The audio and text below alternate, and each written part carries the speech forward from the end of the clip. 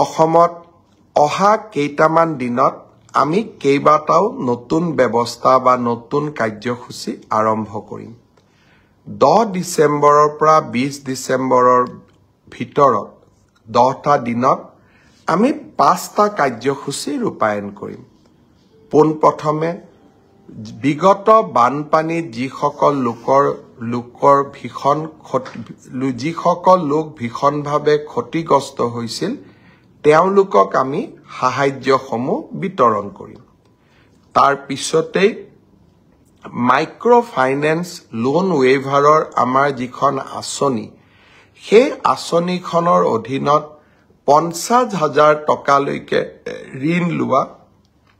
আই মাতৃসকলক আমি নো objection certificate সমূহ বিতৰণ কৰিম এই সময়ছোৱাৰ ভিতৰতে হাই স্কুল শিক্ষান্ত পৰীক্ষাত ডিস্টিংশন সৈতে পাছ কৰা ছাত্ৰ ছাত্ৰীসকলক আনন্দৰাম বৰুৱা বঁটা আমি প্ৰদান কৰিম আৰু 10 ডিসেম্বৰৰ পৰা 20 ডিসেম্বৰৰ ভিতৰতে আমি নৱমমান শ্ৰেণীৰ ছাত্ৰীসকলক আৰু ছাত্ৰসকলক আমি সাইকেল বিতৰণ কৰিম আৰু ঠিক একে ধৰণে উচ্চতৰ মাধ্যমিকত সুখ্যাতিৰে উত্তীৰ্ণ হোৱা ছাত্ৰ আৰু ছাত্ৰী যিসকল ইতিমধ্যে নিৰ্বাচিত হৈছে তেওঁলোকক স্কুটিসমূহ বিতৰণ কৰিম অৰ্থাৎ 10 ডিসেম্বৰৰ পৰা 20 ডিসেম্বৰলৈকে আমি সকলোৱে ব্যস্ত থাকিম আৰু সকলোকে এই আঁচনিসমূহৰ লাভ দিবলৈ আমি যত্ন কৰিম এই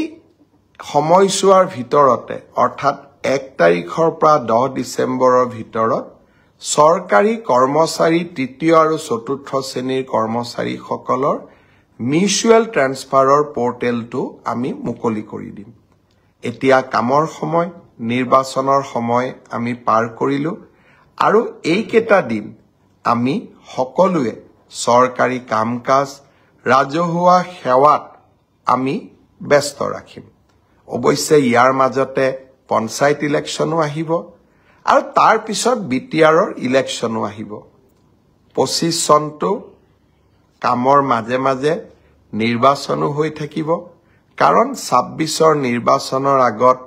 আমি কেইবাটাও নিৰ্বাচন পাতিব লাগিব ৰাভা হাছঙৰ নিৰ্বাচন মিছিং স্বায়ত্তশাসিত পৰিষদৰ নিৰ্বাচন কিন্তু এই সমূহৰ মাজতো এই আটাইকেইটা নিৰ্বাচনত যিহেতু মোৰ ব্যক্তিগত ব্যস্ততা বহুত নাথাকিব সেয়েহে এই সময়ছোৱাত আপোনালোকৰ সমস্যা আৰু আপোনালোকক দি অহা প্ৰতিশ্ৰুতিসমূহ পূৰণ কৰাৰ বাবে মই চেষ্টা কৰিম